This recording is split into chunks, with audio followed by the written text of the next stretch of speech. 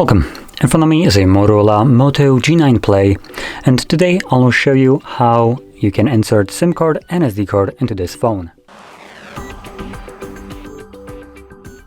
Now, to get started, you'll need to grab a SIM ejector, which will come provided with the device in the box, somewhere between the paperwork. But if you can't find it, you could also use a paper clip, showing on one of the ends, and it should work just as well.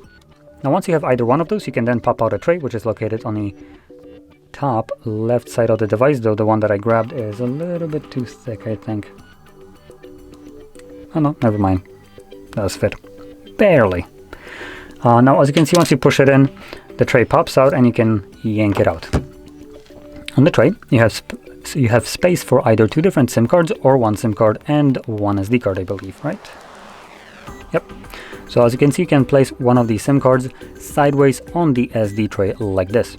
Now, because I'm using one of each, I am gonna shift it over and then place my SD card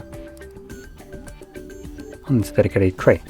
Make sure that the cards are laying flush on the tray, as you can see, and then insert it carefully back into the device. Once you do so, the cards should start working right away. And there we go, so there's the SIM card.